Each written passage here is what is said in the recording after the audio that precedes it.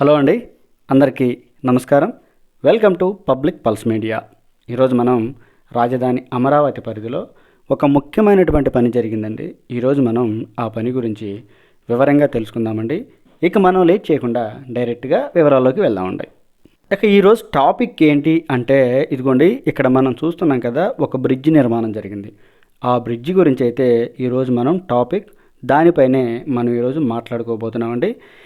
ఈ బ్రిడ్జు రాజధాని అమరావతి పరిధిలో ఎక్కడ నిర్మించారు, దీని ప్రాముఖ్యత ఏంటి, ఎన్ని సంవత్సరాల నుంచి ఈ బ్రిడ్జ్ నిర్మాణం జరుగుతుంది, ఇలాంటి ఆసక్తికరమైన విషయాల్ని ఈరోజు మనం చూద్దామండి. ఇక మనం డీటెయిల్డ్గా వివరాల్లోకి కనుక వెళ్ళినట్లయితే, ఇక్కడ మనం చూస్తున్నటువంటి ఈ బ్రిడ్జి పెద్దమద్దూరు దగ్గర నిర్మించినటువంటి బ్రిడ్జ్ అండి. ఇది కొండవీడు వాగు పైన నిర్మించినటువంటి బ్రిడ్జ్ ఇది. అయితే ఇక్కడ మనం ఒక క్లారిటీని అయితే తెలుసుకోవాలండి. అది ఏంటంటే, నీరుకొండ దగ్గర ప్రవహిస్తున్నటువంటి వాగు కూడా అది కూడా కొండవీడు వాగే అని పిలుస్తారండి. ఇక్కడ ప్రవహిస్తున్నటువంటి కాలువను కూడా కొండవీడు వాగే అని పిలుస్తారు. ఎందుకు పిలుస్తారు ఏంటి అనే దాని గురించి మనకంత డీటెయిల్గా తెలియదు, కానీ ఇక్కడ ఉన్నటువంటి స్థానికులని మనం అడిగినప్పుడు ఇది కూడా కొండవీడు వాగే అని స్థానికులు చెప్పారు. అలాగే నీరుకొండ దగ్గర ప్రవహిస్తున్నటువంటి వాగును కూడా కొండవీడు వాగు అనే మనకి చెప్పడం జరిగింది. స్థానికుల లెక్క ప్రకారం మీకు నేను చెప్తున్నాను వివరంగా. ఇక పోతే అండి, ఇక్కడ చూశారు కదా, ఈ బ్రిడ్జి నిర్మాణం పూర్తిగా నిర్మాణం జరిగింది. ఇక బ్రిడ్జ్ అప్రోచ్లు మాత్రమే మిగిలాయండి. రాజధాని అమరావతి పరిధిలో ఈ బ్రిడ్జికి అయితే చాలా ప్రాముఖ్యత ఉందండి.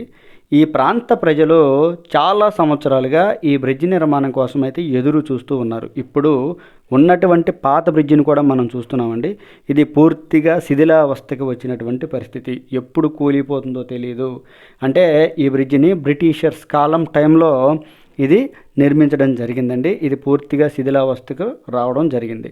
అయితే ప్రతి సంవత్సరం వర్షాకాలంలో ఈ కొండవీడు వాగు అనేది చాలా ఉధృతంగా ప్రవహిస్తూ ఉంటుంది.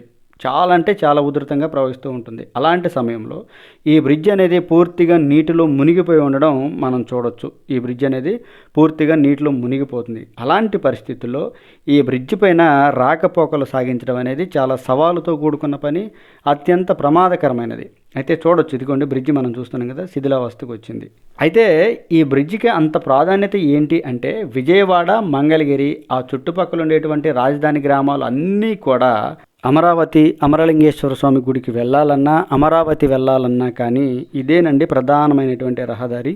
ఆ రహదారిపైనే బ్రిడ్జిని నిర్మించడం జరిగింది. మనం చూడొచ్చండి, ఆ బ్రిడ్జి నిర్మాణం దాదాపు పూర్తయిపోయినటువంటి పరిస్థితి.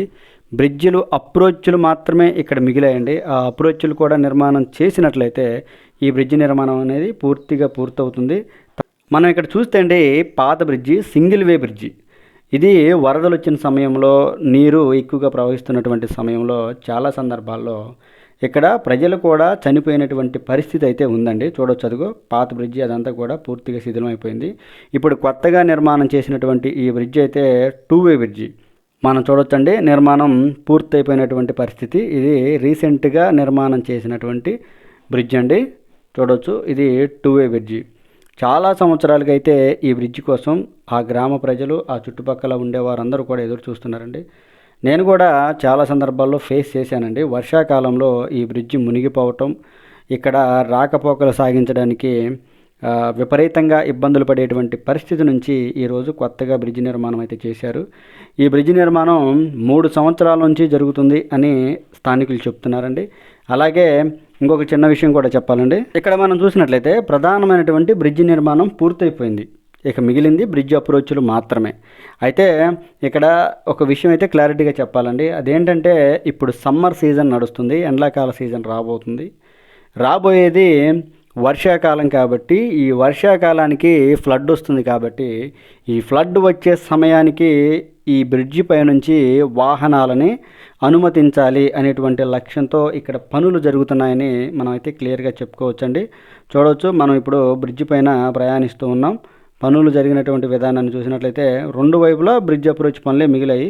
అదిగోండి, అదేమో పాత రోడ్డు, పాత బ్రిడ్జి కూడా మీకు ఇప్పుడు నేను చూపిస్తాను. పాత బ్రిడ్జి చాలా చిన్న బ్రిడ్జి అండి. ఇదండి ఈ వీడియో గురించి పూర్తి వివరణ. ఏదైతే పెద్దమద్దూరు దగ్గర ఉన్నటువంటి కొండవీడు వాగు కాలువ పైన ఇప్పుడైతే బ్రిడ్జి నిర్మాణం పూర్తిగా పూర్తయిందండి. బ్రిడ్జ్ అప్రోచ్లు మాత్రమే మిగిలాయి. అది కూడా పూర్తయిపోయినట్లయితే వాహనాలను ఈ బ్రిడ్జ్ పైకి అనుమతిస్తారండి. చూడొచ్చు పనులు జరిగినటువంటి విధానాన్ని మనం క్లియర్గా చూడొచ్చు.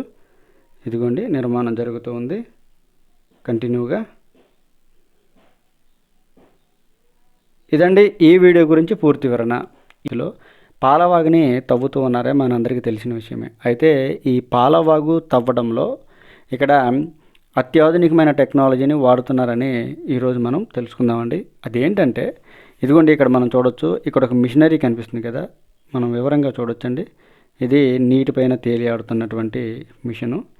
పడవ మాదిరిగా ఉన్నటువంటి లాంచీ మాదిరిగా ఉన్నటువంటి దీన్ని ఏమంటారంటే డ్రెడ్జర్ అని అంటారండి.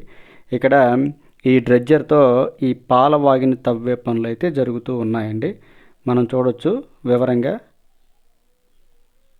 ఈ పాలవాగుని బాగా లోతుగా తవ్వవలసిన చోట నీరు అడ్డంగా ఉన్నటువంటి పరిస్థితుల్లో ఈ జేసీబీలు కానీ ప్రొక్లైనర్లు కానీ అక్కడ తవ్వలేవు. కాబట్టి ఈ డ్రెడ్జర్ మిషన్ సాయంతో ఇక్కడ ఈ పాలవాగునైతే చాలా లోతుగా తవ్వుతారండి. తవ్వి ఆ వచ్చినటువంటి మట్టిని బురదని మొత్తాన్ని కూడా పైపుల సాయంతో ఒడ్డుకి బయటకైతే పంపించి వేస్తారు. ఈ విధంగా అయితే అత్యాధునిక టెక్నాలజీని మనం చూడొచ్చు. అత్యాధునిక టెక్నాలజీని రాజధాని అమరావతిలో పాలవాగును తవ్వడానికి ఉపయోగిస్తున్నారని మనమైతే క్లియర్గా చెప్పుకోవచ్చండి. ఇక్కడ డ్రెడ్జింగ్ మిషన్తో డ్రెడ్జర్తో ఈ విధంగా అయితే పాలవాగుని తవ్వే పనులు అయితే జరుగుతున్నాయండి. ఇది మనం చూస్తున్నటువంటి పని.